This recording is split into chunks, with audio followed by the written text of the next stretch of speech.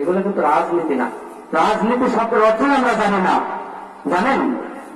আমি ছোট্ট করে বলি, রাজ শব্দের অর্থ কি? আমার কমিশনার ভাব নেই জানি, কিন্তু উনি কমিশনার মানুষ। রাজ শব্দের অর্থ হলো মহান বা বড়, এটা বিখ্যাত। রাজপথ মানে বড় পথকে রাজ বলি, বড় হাঁসকে আমরা রাজহাঁস বলি, বড় বড় বিল্ডিং কে রাজবাড়ি বলি। হ্যাঁ, রাজ শব্দের অর্থ হলো বিরাট, বিশাল, মহান। তাহলে পৃথিবীতে যত বিরাট, বিশাল, মহান আছে তার উপরে যদি কোরআন দেখা হয়, বলেন তো কোনটা সবচেয়ে মহান হবে? কথা বলেন, কোনটা বড় হবে, কোনটা বিখ্যাত হবে?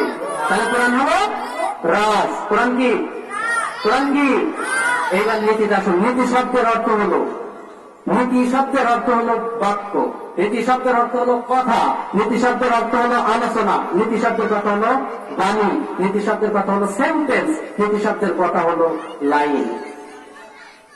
তাহলে যেখানে বড় কাজ হয় সেখানে বড় বড় কথা হয়। যখন আমাদের রাজনেতারা আসেন, বড় বড় নেতারা আসেন, ওনারা তো মূল্যবান কথা বলেন, তাই না? আমরা মনোযোগ দিয়ে শুনি। যেমন আজকে আমাদের যে রাজ বক্তা আছে, প্রধান বক্তা, উনি আসবেন, আমরা তার কথা মনোযোগ দিয়ে শুনবো। এই প্যান্ডেল আর এমন থাকবে না, পরিপূর্ণ হয়ে যাবে। তাহলে আজ থেকে ধারণা আপনাদেরকে বাদ দিতে হবে। রাজনীতি হলো কোরআন। রাজনীতি কি? কারণ কোরআন হচ্ছে মহান, রাজ শব্দের অর্থ হলো মহান, আর নীতি শব্দ হলো কথা। কোরআনের মধ্যে যে কথাগুলো আছে, এই কথার সে ভালো কথা পৃথিবীর কি আর আছে? হ্যাঁ, আছে কি?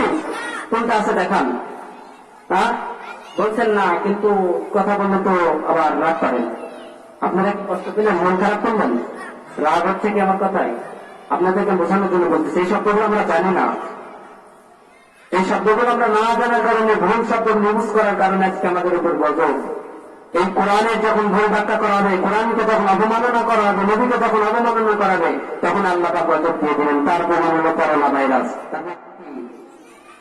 তার প্রমাণ হলো নাইজার, লাইসাজার, তার প্রমাণ হলো ভারতে বড় বড় মন্দিরগুলো ধ্বংস হয়ে যাচ্ছে, তার প্রমাণ হলো বাংলাদেশে প্রধানমন্ত্রী যারা খারাপ কাজে জড়িত আছে তাদেরকে গ্রেফতার করতেছে।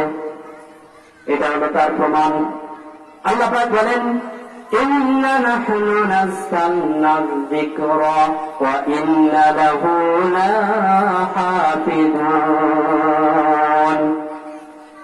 পবিত্র কোরআন আমি পৃথিবীতে নাযিল করেছি, আর আমি এই কোরআন, আমি আল্লাহ পাক নিজেই এই কোরআনের সংরক্ষণ করব, কোরআনের হেফাজত করব। পৃথিবীতে যদি কোনো মানুষ এই কোরআনের উপর হাত দেয়, কোরআনকে যদি আঘাত দেয়, কোরআনকে যদি অবমাননা করা হয়, আমি আল্লাহ পাক তাদেরকে ধ্বংস দিয়ে, গজবকে ধ্বংস করে দেব। একটু চীনের কথা শুনুন। চীনে কি হয়েছে? কিছুদিন আগে চীনের প্রেসিডেন্ট, চীনের প্রধানমন্ত্রী মুসলমানদেরকে হত্যা করেছে। শুধু তাই নয়, ছোট ছোট বাচ্চাদেরকে জীবন্ত তেলে ভেজে তারা কাবাব করে তারা ছেড়ে ছেড়ে খেয়েছে। এই কাজগুলো করার কারণে আল্লাহ পাক গজব দিয়েছেন। যারা বোরকা পরেন, চীন থেকে বেরোতে মুসলিম মহিলা, তাদেরকেও অত্যাচার করা হয়েছে। সত্য নয়, মিথ্যা নয়, মিথ্যা নয়, সত্য। আমাদের ওখানে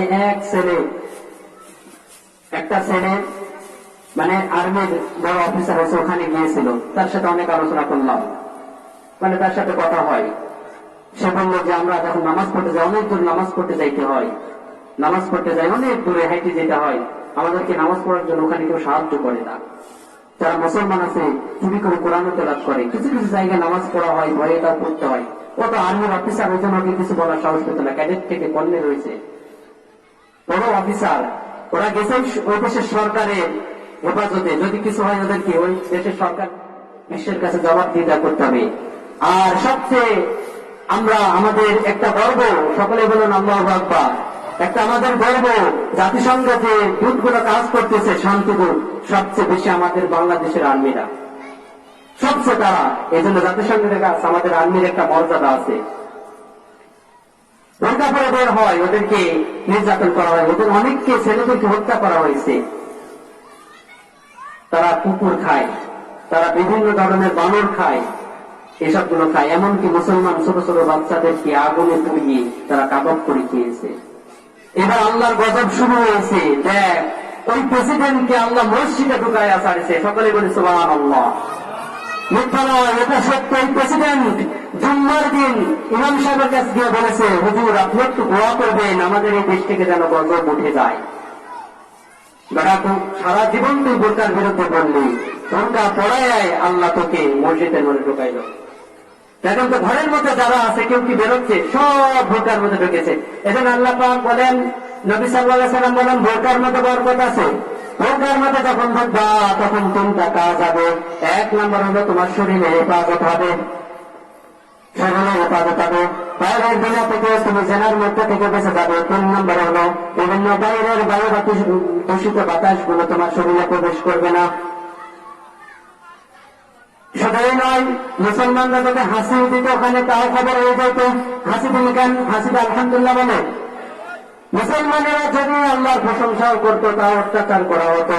মুসলমান বলেন, আমার সাহাবেরা তোমরা যদি একটা তোমাদের হাসির সাথে 30,000 জীবাণু বের হয়ে যায়। এখন হাসি দেওয়ার পর আল্লাহ আমাদের যে নাক থেকে যে 30,000 জীবাণু বের করে দিলেন, আমাদেরকে যে একটা রোগ মুক্ত করলেন, এই জন্য তাকে ধন্যবাদ দেওয়া দরকার না? এজন্য বিশ্বনবী শিখাইয়া দিলেন তোমরা আলহামদুলিল্লাহ পড়বে। এজন্য আমরা হাসি দিলে সঙ্গে সঙ্গে আলহামদুলিল্লাহ পড়ি। আজ তারাও হাসিদুল্লাহ আলহামদুলিল্লাহ পড়তেছে। এজন্য বড় বড় বিজ্ঞানী যারা, তারা নাস্তিক হয় না। কিন্তু নাসার বড় বড় বিজ্ঞানী দেখবেন, নাসার একটা সদস্য ছিল ডক্টর মরিস বুখাইল, বিশাল বিজ্ঞানী, উনি মুসলমান হয়ে গেছে। নাসার যত বড় বড় বিজ্ঞানী ছিল তারা মুসলমান হয়ে গেছে। কিছুদিন আগে 70 জন বিজ্ঞানী মুসলমান হয়ে গেছে। বিজ্ঞানীরা বলে, যদি আমাদের ক্ষমতা থাকতো আর আমাদের যদি পাওয়ার থাকতো, পৃথিবীর সমস্ত মানুষকে, শুধু পৃথিবীর নয়, ইসলাম দেশের নয়, পৃথিবীর সমস্ত মানুষকে আমি সেজদায় দেওয়ার জন্য বাধ্য করতাম। এই সেজদা দিলে আপনার কি ভালো হয়, সেজদা দিলে কি উপকার, এই নাসার বিজ্ঞানীরা আবিষ্কার করে ফেলেছে। এই জন্য কোরআন এসেছে মানবতার বন্ধুর জন্য, ইসলাম এসেছে মানবতার জন্য। আল্লাহ পাক বলেন, হুদান লিন-নাসি ওয়া বাইয়িনাতিন মিনাল হুদা ওয়াল ফুরকান। কোরআন একটা জাতির জন্য আসে নাই, এসেছে পৃথিবীর সমস্ত মানুষের জন্য। পৃথিবীর সমস্ত মানুষ এগুলোকে ব্যবহার করতে পারবে, এই কোরআন থেকে শিক্ষা নিতে পারবে। ইহুদিরা এই কোরআন থেকে শিক্ষা নিতে পারবে, খ্রিস্টানরা এই কোরআন থেকে শিক্ষা নিতে পারবে, আরো যারা বিধর্মী আছে তারা, কারণ তাদের কাছে তো কিতাব আছে।